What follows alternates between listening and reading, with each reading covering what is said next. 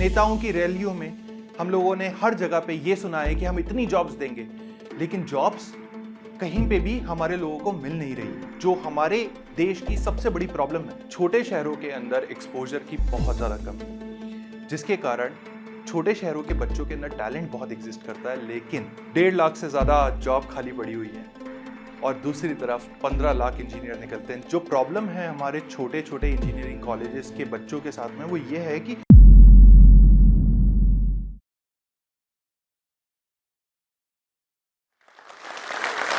Hello दोस्तों, unemployment या बेरोजगारी एक ऐसी समस्या है जिसके बारे में हम बचपन से सुनते तो आ रहे हैं, लेकिन इसका कोई क्विक समाधान दिखता नहीं है। हम लोगों ने नेताओं की रैलियों में, हम लोगों ने हर जगह पे ये सुना है कि हम इतनी जॉब्स देंगे, लेकिन जॉब्स कहीं पे भी हमारे लोगों को मिल नहीं रही है। और आपको ये जान के बहुत हैरानी होगी कि नेस्कॉम की एक रिपोर्ट आई थी 2018 में, जिसके अनुसार 1.5 लाख जॉब्स खाली पड़ी हुई थी और उसके लिए इंजीनियर्स एग्जिस्ट नहीं करते थे।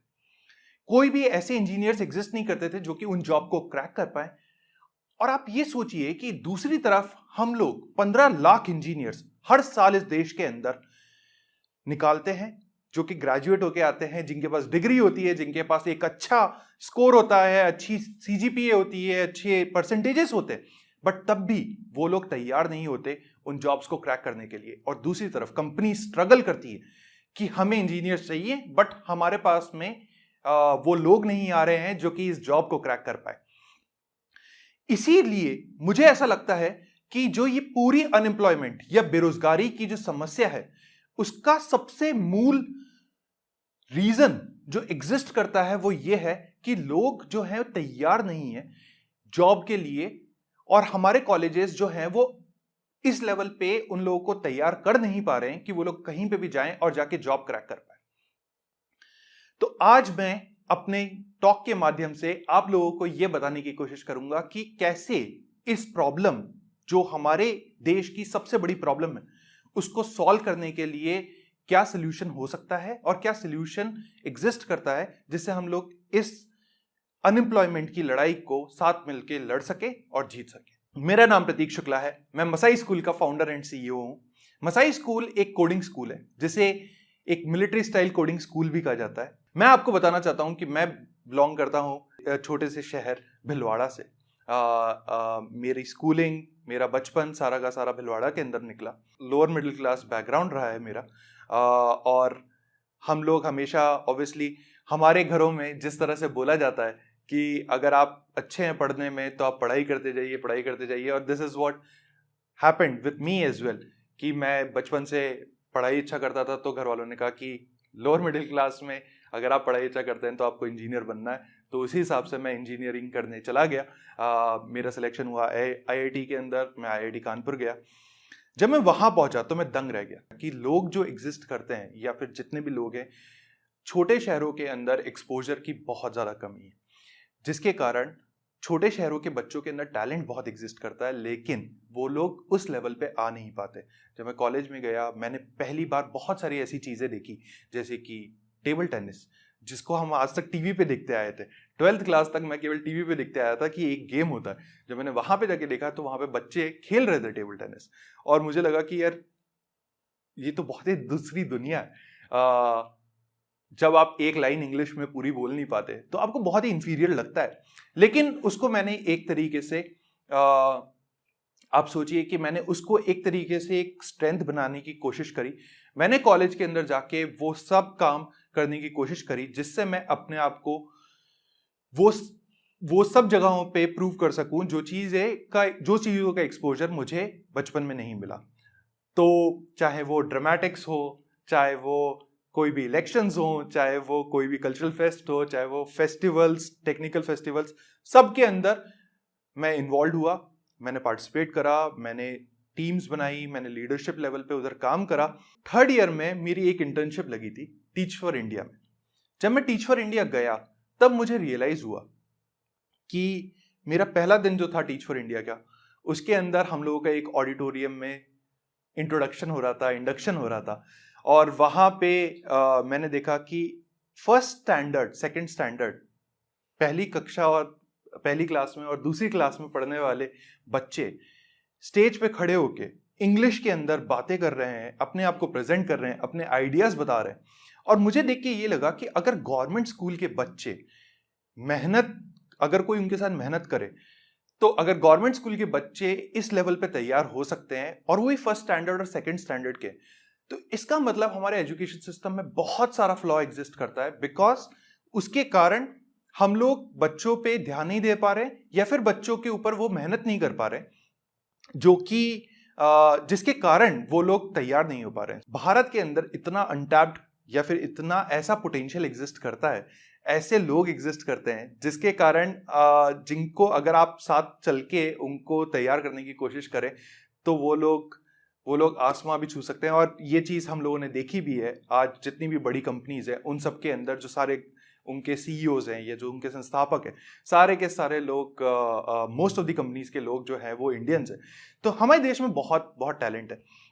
ये रियलाइजेशन हुआ मुझे अपनी टीच फॉर इंडिया की जर्नी के बाद। जब मैं कॉलेज में था तो जैसे मैंने आपको बताया कि मैं सब चीज़ों के अंदर पार्टिसिपेट करता था, उसके कारण मेरे को कॉलेज में लगता था कि ऐसी कोई जॉब नहीं एग्जिस्ट करती है जो कि मैं क्रैक नहीं कर सकूं। तो उस टाइम पे मैं इतना ओवर कॉन्फिडेंट हो गया कि मैंने केवल 1 या 2 कंपनी के अंदर अप्लाई करा और मेरा सिलेक्शन नहीं हुआ।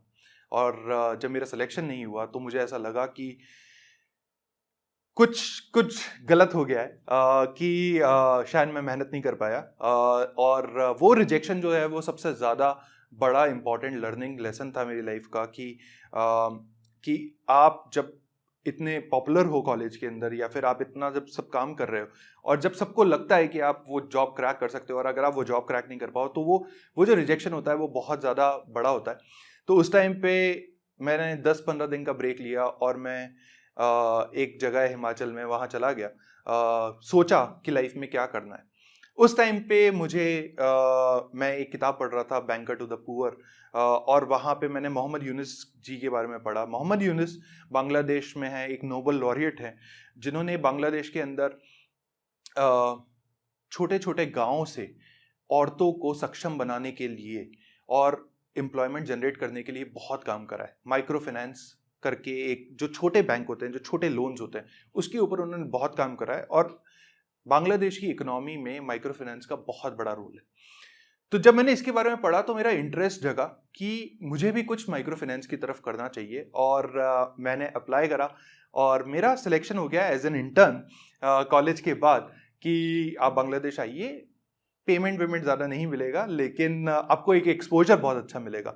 तो ये सोच के मैं गया, ये सोच के मैं अपने घर पे गया, बताया बहुत खुश होके कि जॉब वॉब तो मैंने ली नहीं, जॉब वॉब तो मेरी लगी नहीं, लेकिन अब मैं जाऊंगा बांग्लादेश और मैं जाके काम करूंगा गाँव में, और वहाँ पे माइक्रो फाइनेंस के थ्रू जो औरतें हैं उन लोगों को सक्षम बनाने की तरफ काम करा जाएगा। और मेरे घर वालों का सबसे पहला रिएक्शन ये था कि बेटा, IIT से लोग भाग जाते हैं USA, यूरोप, और आप जा रहे हो बांग्लादेश, वहां पे लोगों की जॉब लगती है 1-1 करोड़ की, आप जा रहे हो इंटर्नशिप करते हैं जहां पे आपको पेमेंट भी नहीं मिलने वाला है। तो ये क्या कराया आपने IIT के अंदर, जिसके कारण, और ये एक्सपेक्टेशन होती है, ऑब्वियसली वो दबाव होता है सब लोगों के ऊपर, बच्चों के ऊपर, और पेरेंट्स की एक्सपेक्टेशन बहुत ज्यादा होती है, और उस मामले में वो गलत भी नहीं है, एक्सपेक्टेशन रखनी चाहिए अपने बच्चों से। तो उस टाइम पे मुझे लगा कि अब क्या करना चाहिए। तो मेरे एक कॉलेज के दोस्त ने स्टार्टअप स्टार्ट करा था कॉलेज के अंदर, तो मुझे लगा कि एक बार ट्राई कर लेना चाहिए। तो उसने मुझे बुलाया, हम लोगों ने काम करना स्टार्ट करा, और तब मुझे ये चीज़ अपने बारे में समझ में आई कि मुझे शायद स्टार्टअप के अंदर, या मुझे प्रॉब्लम सॉल्व करने में बहुत मज़ा आता है, मुझे दिन रात काम करने में बहुत मज़ा आता है, मुझे कोई सा भी प्रॉब्लम उठा के देंगे, उसको सॉल्व करने के पीछे मैं 2-2 3-3 रातों तक काम कर सकता हूँ। और ये चीज़ जो है ये अपने बारे में समझ में आई स्टार्टअप में 2-3 महीने काम करने के बाद। और फिर मुझे लगा कि शायद मुझे यही करना चाहिए, मुझे प्रॉब्लम सॉल्व करनी चाहिए, शायद उसी में मुझे सबसे ज़्यादा मज़ा आएगा और वही मेरा करियर होगा। और उस तरह से मेरी स्टार्ट हुई, और मैंने पहले अपनी कंपनी स्टार्ट करी, जो कि इवेंचुअली 3-3.5 साल चलाने के बाद उसको एक्वायर कर लिया क्विकर ने। उस कंपनी का नाम था ग्रैब हाउस, जिसमें हम लोग ब्रोकर्स को हटाते थे और हम लोग एक ओनर और जो घर ढूंढ रहा है, तो जो जिसके पास घर है और जो घर ढूंढ रहा है, उन दोनों को मिलाने का काम करते थे बिना ब्रोकर के। सो ये हमारा स्टार्टअप था। हर एक एंटरप्रेन्योर का ड्रीम होता है कि वो एक प्रॉब्लम को सॉल्व होते हुए देखे। सबसे बड़ी प्रॉब्लम को सॉल्व होते हुए मैंने अपनी लाइफ में जो देखा था वो देखा था टीच फॉर इंडिया के अंदर, जहां पे मैंने देखा था कि कुछ बच्चे एक एक साल टीच फॉर इंडिया के लोगों के साथ काम करके इतने ज्यादा अच्छे हो जाते हैं कि वो लोग compete कर सकते हैं। गवर्नमेंट स्कूल के बच्चे compete कर सकते हैं इंटरनेशनल लेवल के बच्चों के साथ में। तो मुझे लगा कि यही चीज करनी चाहिए, मुझे अपना करियर एजुकेशन की तरफ बनाना चाहिए और मुझे प्रॉब्लम सॉल्व करनी पड़ेगी जो आज एग्जिस्ट करती है। और प्रॉब्लम दोनों तरफ से है, जैसा कि मैंने अभी आपको स्टार्टिंग में बताया कि 1.5 लाख से ज्यादा जॉब खाली पड़ी हुई है और दूसरी तरफ 15 लाख इंजीनियर निकलते हैं, जिसमें से 30% इंजीनियर बिल्कुल भी तैयार नहीं है और बिल्कुल किसी भी एम्प्लॉयमेंट के अंदर इन्वॉल्व नहीं है। तो हम लोगों ने स्टार्ट करा मसाई स्कूल। मसाई स्कूल में हम लोग कोई भी फीस चार्ज नहीं करते बच्चों से, अपफ्रंट फीस। केवल मसाई स्कूल के अंदर आप फीस पे करते हैं जब आप ग्रेजुएट हो जाते हैं और आपकी 5 लाख पर एनम से ज्यादा की जॉब लगती है। अगर आपकी जॉब 4,99,000 भी लगती है तो आपको कोई फीस देने की जरूरत नहीं है। तो ये पूरा का पूरा स्कूल बना है, पहले बच्चों पे इन्वेस्ट करेंगे, बच्चों को तैयार करेंगे, बच्चों को सक्सेसफुल बनाएंगे, उसके बाद फीस चार्ज करेंगे।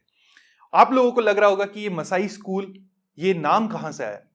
मसाई स्कूल का नाम आया जब मैं गया तंजानिया और मैं रुका वहां की अफ्रीका की सबसे स्ट्रॉन्ग ट्राइब जिसको कहा जाता है मसाई मारा ट्राइब, उन लोगों के साथ में रुका और वहां पे देख के मैं एक चीज जो जहन में आई वो ये आई कि जो भी वहां पे लोग हैं उनके कल्चरल बिलीफ काफी ज्यादा स्ट्रांग हो सकते हैं, लेकिन वो लोग बचपन से ही एक ना एक स्किल को पकड़ते हैं और उसकी तरफ मेहनत करते हैं और पूरी अपनी जर्नी, पूरी अपनी लाइफ उसी स्किल के अराउंड बनाते हैं।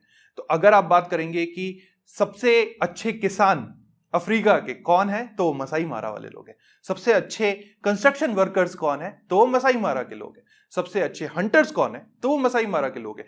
और ये चीज उन्होंने अपने कल्चर के अंदर इस तरीके से डाल रखी है कि बचपन से ही बच्चा एक स्किल को पकड़ता है और उस पर तैयार करता है अपने आप को, चाहे वो लड़का हो चाहे वो लड़की हो, और वो लोग बहुत ही स्ट्रांग बन के निकलते हैं। तो हमारी जर्नी स्टार्ट हुई 2019 में। हम लोगों ने पहला बैच स्टार्ट करा और पहला बैच स्टार्ट करने में बहुत ज्यादा मुश्किल हुई, क्योंकि जब हम लोग पेरेंट्स से बात करते थे तो पेरेंट्स को ऐसा लगता था कि ऐसा कैसे हो सकता है कि आप कोई भी फीस चार्ज नहीं करोगे, कुछ तो फीस चार्ज करोगे, कुछ तो ऐसी बात है आपके मॉडल के अंदर जिसके अंदर कुछ तो हिडन होगा। जैसा कि हमारे भारत में, क्योंकि हमारे भारत में बहुत स्कैम्स हुए हैं एजुकेशन और बाकी सब जगहों पे, तो लोगों को लगता है कि क्यों ऐसा हो रहा होगा, क्योंकि किसी ने ऐसा कोई कॉन्सेप्ट सुना नहीं था पहले कभी, तो उनको कन्विंस करना बहुत मुश्किल।